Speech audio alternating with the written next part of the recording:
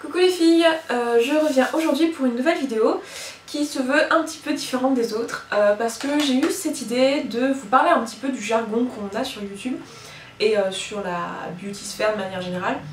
Donc tous les mots que quand on débarque on n'a aucune idée de ce que c'est et que nous on utilise comme si c'était des mots genre évidents que tout le monde connaît. Et du coup voilà, je me suis dit que ça pouvait très bien faire l'objet d'une vidéo et que pour celles qui savent déjà ça les fera rire et puis celles qui savent pas ça pourra peut-être réellement les aider. Donc une des raisons majeures pour lesquelles on ne comprend pas ce que les gens racontent sur la sphère beauté, internet, YouTube et blog, etc. c'est parce que les gens utilisent des mots anglais, parfois sans même savoir ce qu'ils veulent dire, donc forcément c'est pas toujours évident. Donc il y a des choses pour lesquelles c'est plus facile que d'autres. Par exemple, get ready with me, si on a un petit peu de notion d'anglais on comprend, donc ça veut dire prépare-toi avec moi. Donc ce sont des vidéos où les filles se préparent en caméra, et donc vous montre par quelles étapes elles passent dans leur préparation du matin ou pour une soirée ou pour je ne sais quoi. Vous avez aussi les room tours, donc pareil si vous connaissez un petit peu l'anglais ça va, donc ce sont les filles qui vous montrent leur chambre, en gros elles font la visite de leur chambre en caméra, donc bon c'est plus ou moins intéressant hein, mais c'est souvent très demandé donc c'est pour ça qu'elles le font. Le mot qui revient souvent c'est les bloopers, donc ou bloopers, je suis pas sûre exactement de la prononciation. Ce sont des... le mot en lui-même en anglais veut dire gaffe, bourde, etc. Donc ce sont les bêtisiers, donc ça aussi je pense que ou vous avez fini par comprendre à l'usage ou si vous avez un petit peu de notion d'anglais vous aviez compris. Projet 10 pan. Pan c'est un pot, c'est un contenant en fait, c'est un contenant dans lequel vous avez du maquillage ou des produits de soin. Quand on dit hit the pan, ça veut dire toucher le fond d'un pot. Donc projet 10 pan ça veut dire projet de vider 10 produits. Donc souvent les filles font une vidéo là-dessus où elles montrent en gros les 10 produits qu'elles veulent finir. Elles disent voilà, à partir de maintenant j'utilise ces 10 produits là et je les utilise jusqu'à ce qu'ils soient finis. Donc voilà, c'est un projet comme un autre, c'est le but de ces filles-là généralement c'est qu'elles ont trop de produits, certainement trop d'entamés et qu'elles veulent finir certains et arrêter d'en racheter d'autres. Encore un mot qui revient souvent mais ça je pense, je sais pas pourquoi j'ai ma petite lueur qui me dit que vous savez ce que ça veut dire, c'est les giveaways. Donc ça je pense que bizarrement tout ce qui concerne les concours et tout ça, vous comprenez tout de suite très vite. Donc giveaway ça veut dire donner là-bas, donc ça veut dire qu'on vous envoie des produits, des cadeaux, donc ça veut dire en gros les vidéos concours. Ensuite il y a d'autres mots qui sont aussi anglais mais qui sont peut-être un peu plus difficiles à comprendre, donc je pense par exemple au tag, donc ça veut dire, enfin le mot anglais veut dire étiquette, donc quand on tag quelqu'un c'est à dire qu'on lui met une étiquette, on lui dit tu dois faire ça, un peu comme un défi ou...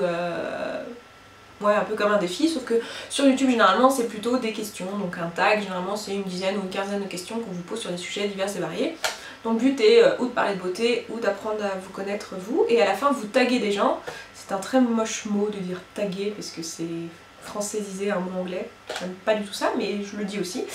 Et ça veut dire en gros que vous dites à des copines, voilà moi j'aimerais bien que tu fasses aussi ce tag, voilà je veux voir tes réponses. Ensuite vous avez le mot haul qui revient très souvent. Le mot haul veut dire plusieurs choses en anglais mais je pense que dans ce contexte là ça veut dire butin.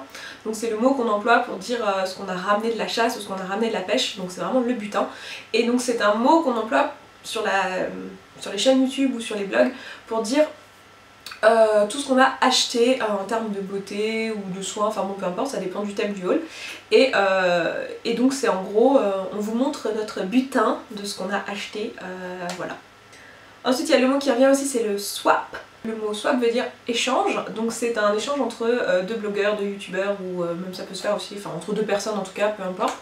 Et donc généralement sur les chaînes, cet échange, quand on parle de swap, on entend échange de produits, donc ce sont deux personnes qui se préparent un colis pour l'autre avec un certain nombre de cadeaux dedans. Alors généralement ce sont des personnes qui se sont mis d'accord sur un budget et donc chacune des deux personnes achète des produits pour la personne en face et lui envoie le colis.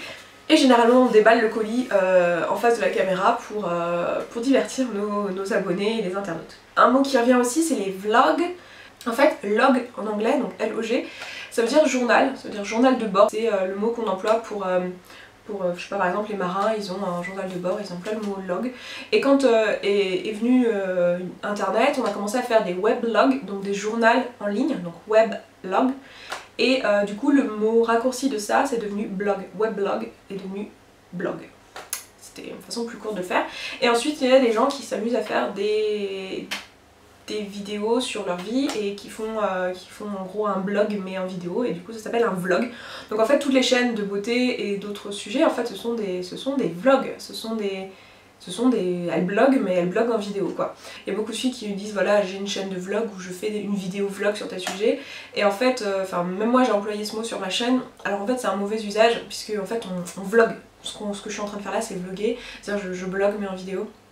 Et mais ce qu'on entend par vlog, généralement c'est plus qu'on vous raconte notre vie, parce que c'est vrai qu'à la base, le journal intime sur internet, le blog à la base, c'était pas pour parler d'une passion, c'était plus pour raconter sa vie, et du coup les vidéos vlog ou les chaînes de vlog sont plus des chaînes où on vous raconte un peu notre vie.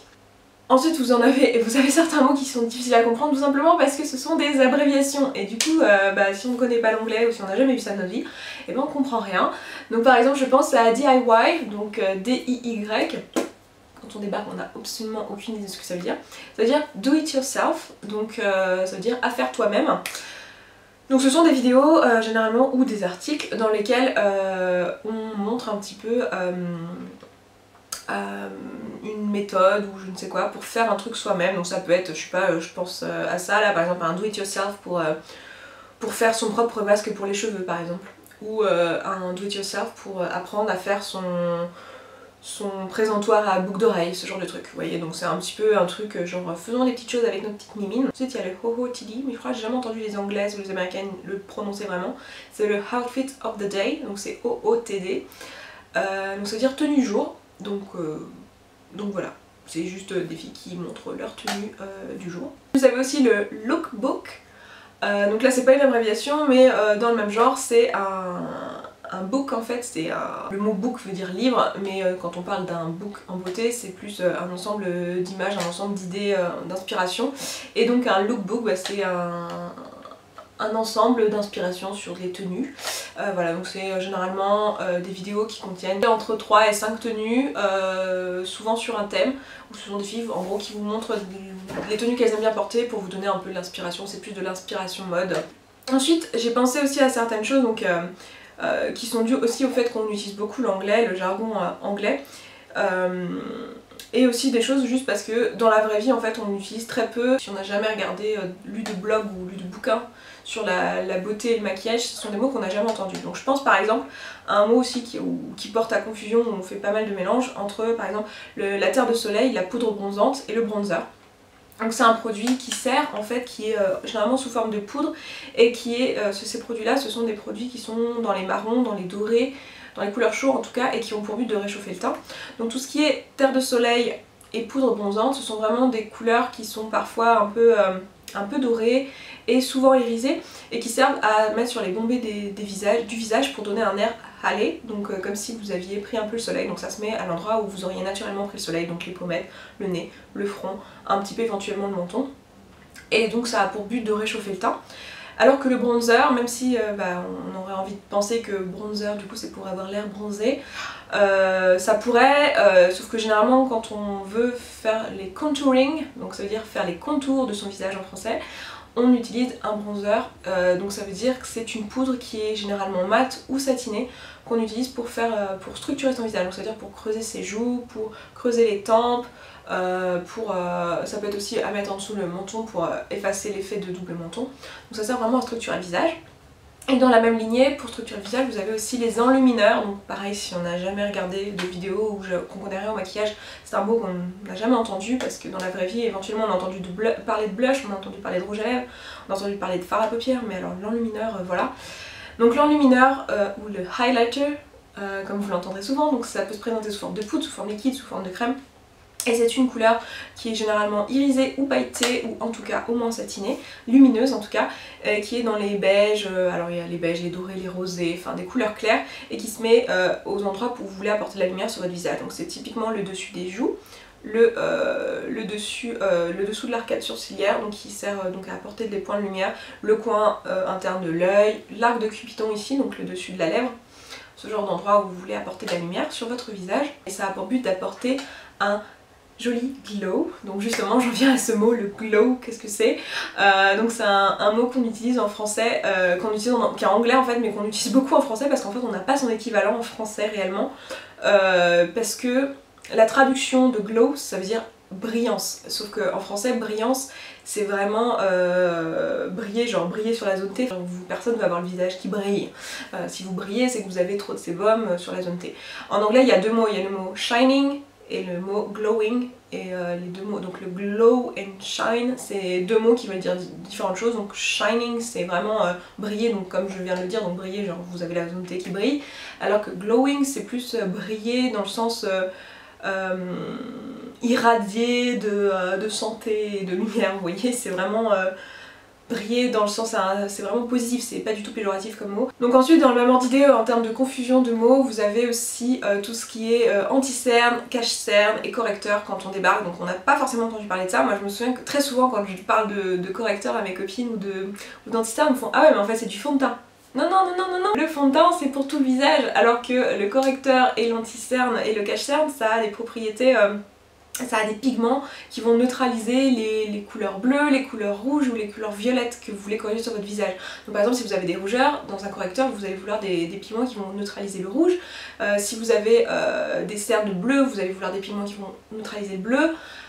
Et des cernes violettes, des pigments qui neutralisent le violet, alors qu'un fond de teint ça a juste pour but d'unifier la peau et de mettre la même couleur partout, donc ça n'a pas du tout pour le but de neutraliser les imperfections. Donc en fait on dit anti-cerne par abus de langage en français. D'ailleurs vous le trouverez même écrit sur les produits en français, c'est marqué anti-cerne, alors qu'en fait anti-cerne vraiment c'est lutter contre les cernes, et c'est plutôt les produits de soins, donc pour le contour des yeux etc, donc les crèmes que vous allez mettre le soir ou le matin. Alors que dans le langage courant, quand on parle d'anti-cerne, on entend souvent plutôt cache-cerne. Et on devrait employer le mot cache-cerne. Moi la première, hein, j'emploie le mot anti-cerne par abus de langage, mais je devrais dire cache-cerne. D'ailleurs j'ai remarqué que les Québécoises font moins l'erreur. De toute façon de manière générale, les Québécois font moins d'erreurs en français que nous. Donc la différence entre cache-cerne et anti-cerne, et ensuite avec correcteur, c'est qu'un correcteur est plutôt là pour corriger les imperfections sur le visage et pas particulièrement les cernes, même si souvent les correcteurs peuvent aussi être utilisés en tant qu'anti-cerne, enfin que cache-cerne du coup. Une question qui revient souvent c'est quelle est la différence entre une crème teintée, une bébé crème, une CC crème, un fond de teint. Donc en fait ce sont des produits assez différents. Donc en France tout ce qui est bébé crème, crème teintée et CC crème, ce sont des crèmes qui ont pour but d'unifier le teint, qui sont donc à la base des crèmes hydratantes, donc ça va être un soin. Donc l'avantage c'est que vous n'allez pas avoir besoin de vous hydrater la peau avant de vous maquiller, vous mettez ça et ça va faire les deux en même temps, ça va vous hydrater la peau et en même temps vous unifiez votre teint, donc c'est plutôt intéressant pour ça. Même si donc les bébé crèmes et les CC crèmes sont censés apporter des propriétés supplémentaires, donc ont des ingrédients qui sont censés aider en plus contre le vieillissement, ou contre les rougeurs, ou contre les taches, ou contre certains, ou les rides, ce genre de choses. Donc après il faut voir sur chacune des crèmes en question. Et la crème teintée a juste normalement pour but de unifier le teint et d'hydrater la peau. Alors que les fonds de teint généralement n'ont pas de propriété hydratante, même s'il y en a certains qui se disent hydratants, etc. Enfin, dans l'ensemble les fonds de teint n'ont pas de propriété hydratante, et surtout il en existe plusieurs textures. Vous avez des fonds de teint liquides, vous avez des fonds de teint crémeux, vous avez des fonds de teint poudre, et vous avez des fonds de teint même des espèces de texture entre la poudre et la crème, donc une espèce de mousse ou très compacte. Donc il y en a vraiment pour tous les types de peau et toutes les textures et tous les rendus possibles. Ensuite encore un mot souvent qui pose problème, c'est le crease, parce qu'en fait c'est une erreur de langage encore, on utilise les mots anglais alors qu'on devrait utiliser le creux de paupière, mais je pense que même les nouvelles qui se sont jamais maquillées, le creux de paupière ça leur parle pas trop. Donc un petit cours rapide, donc la paupière mobile c'est la partie de votre paupière qui bouge, donc votre paupière hein, c'est tout ce qu'il y a au-dessus de votre œil jusqu'à votre sourcil, donc la partie de la paupière qui bouge c'est ce qu'on appelle la paupière mobile, l'autre partie c'est la paupière fixe. Et le creux de paupière, donc le crease en anglais, c'est l'endroit où vous avez l'articulation de l'œil, donc c'est l'endroit entre la paupière mobile et la paupière immobile, qui peut être parfois inexistante sur certaines personnes quand elles ont les yeux vraiment très très plats, ou très prononcés chez d'autres personnes, donc ça dépend de la morphologie de vos yeux. Oui, il y a aussi un autre truc, c'est tout ce qui est... est-ce que c'est mat? Est-ce que c'est irisé? Est-ce que c'est pailleté? Est-ce que c'est satiné? Ça c'est des choses, quand on débarque on sait pas trop faire la différence. Donc un fard qui est mat, donc que ce soit un fard à joues ou un fard à paupières, un fard qui est mat c'est un fard qui n'a absolument aucun reflet et qui est vraiment plat, c'est-à-dire que peu importe de quel côté vous le regardez, vous verrez toujours la même couleur, donc il est plat. Un fard satiné, c'est un fard qui est plat en termes de couleur mais pas en termes de texture. Donc je m'explique, c'est-à-dire que vous pouvez le regarder de tous les côtés, il aura la même couleur, vous n'allez pas un jour vous dire tiens est-ce qu'il est bleu, est-ce qu'il est vert, non non, il sera vraiment tout partout la même couleur. Par contre il n'aura pas cette texture un peu plate, il aura plus une texture un peu lumineuse, un peu brillante, mais sans changer pour autant sa couleur. Et ensuite vous avez les fards irisés, donc irisé ça va être que ça va y avoir souvent on dit il y a des irisés dorés ou il y a des irisés verts, ce genre de choses dedans. C'est-à-dire que vous allez voir des reflets à l'intérieur. C'est-à-dire que le phare, quand vous allez le pencher, vous allez voir qu'il a sa couleur qui change légèrement, ou parfois drastiquement d'ailleurs. Et donc ça, c'est ce qu'on appelle les irisés, donc ça veut dire que ça brille de différentes couleurs, mais ça n'est pas des paillettes. Donc ça nous amène vers les fards pailletés, où les fards pailletés, vous voyez vraiment des paillettes à l'intérieur de votre fard qui peuvent même en tomber de votre fard, c'est très casse-pied. Donc les fards pailletés sont ou des fards mat dans lesquels on a mis des paillettes, ou des fards irisés dans lesquels on a mis des paillettes. Donc les fards irisés dans lesquels on a mis des paillettes, il y en a beaucoup chez Urban Decay par exemple, qui sont du coup des fards très lumineux. Et vous avez pas mal de fards aussi, je pense par exemple, je sais pas,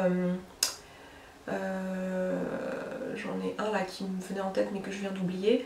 Ah oui, vous avez le fard de la Naked 2, de la Naked 1, donc le noir en fait, c'est un noir pailleté, donc c'est un noir qui est mat avec des paillettes dedans. Donc voilà, donc c'est juste comme ça, on a fixé le truc. Donc voilà, je pense que j'ai fait un petit tour du jargon. Alors il y a peut-être encore d'autres choses que j'ai oubliées. Il y a aussi tout ce qui est l'anatomie du visage, je sais pas, les pommettes, ce genre de choses. Mais bon, je pense qu'il y a quand même des choses qu'on connaît quand on débarque sur YouTube, même si voilà, on n'a jamais suivi de vidéos de beauté. Par contre il y a des choses comme celles que j'ai dites là qui me semblaient pas forcément évidentes. Donc voilà, j'ai pris la peine de vous le dire en vidéo, je trouvais ça sympa comme idée. Donc voilà, j'espère que ça vous aura plu. Je m'arrête là pour cette vidéo, je vous fais plein de bisous, je vous dis à très vite dans une prochaine vidéo et puis en attendant prenez soin de vous les filles.